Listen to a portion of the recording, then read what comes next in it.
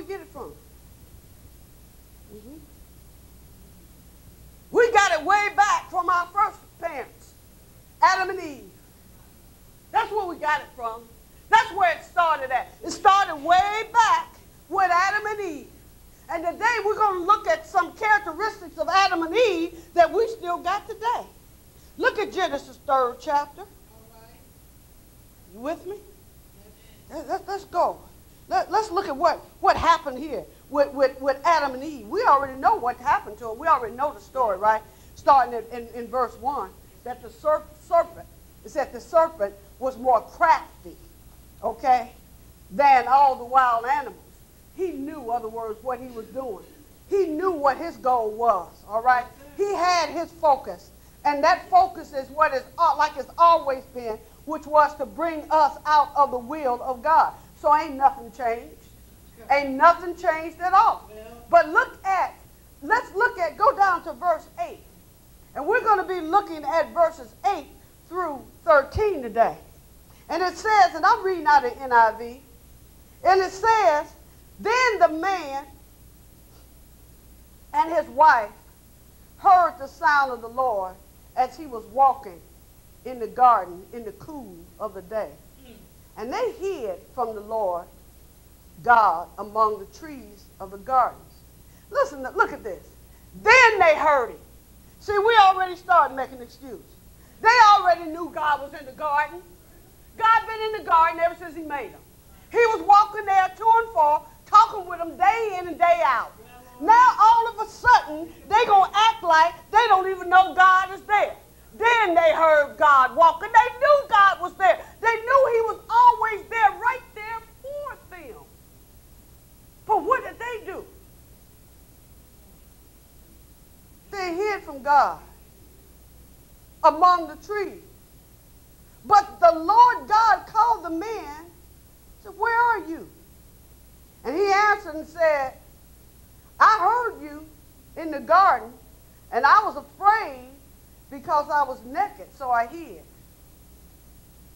They knew God was in the garden. They knew him, but look what began to happen right here. Because they'd announced sin, now instantly their relationship with God changed. That's what happens with us. When we step out of the will of God and start doing our will, even though you might do it, it might come off, it might be successful, your relationship with the Father changes. Because it puts us in the category of a rebellious and disobedient child. So your relationship with God changes. Just like it does when your child becomes rebellious and disobedient. What do you do when they become rebellious and disobedient? You instantly want to whoop them. Want to punish them. Don't you? That's what we do in the natural. Am I wrong? Yeah. Instantly. So this is the same thing that happens with us.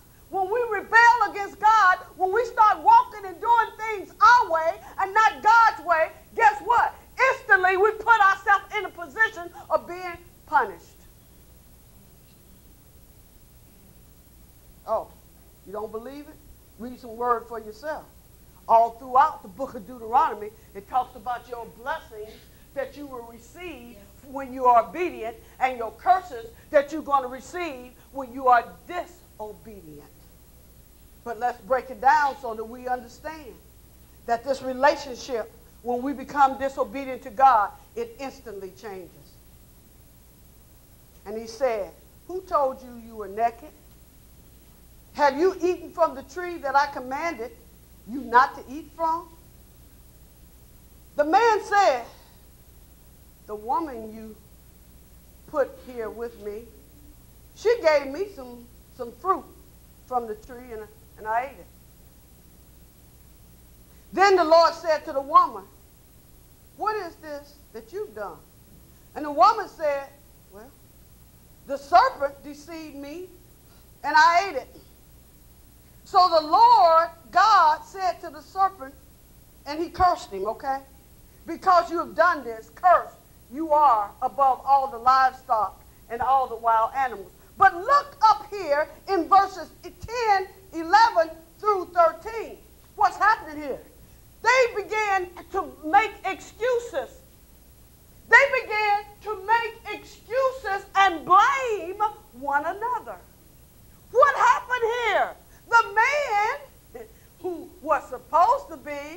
over the household, the man all of a sudden done left his position.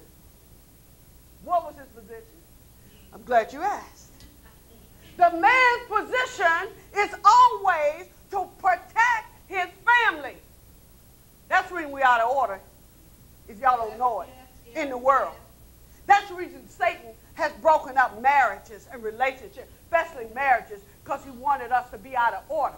See, we're out of order in that the man's job is to be the provider. He is to be the protector. Why didn't this man protect his wife? When this enemy came up sneaking in on him and his wife, where was this man and why didn't he protect his wife from this mean old serpent? Well, I think it was because he was kind of passive-aggressive. You know what a passive-aggressive person is, don't you? That's the kind of person who gets everybody else to do their job. That's the kind of person who gets everybody else to do their dirt. See, they feed you, us aggressive people, very assertive people. They feed the stuff to us assertive people, and we run out there and deal with it while they sit back and let everything blow up.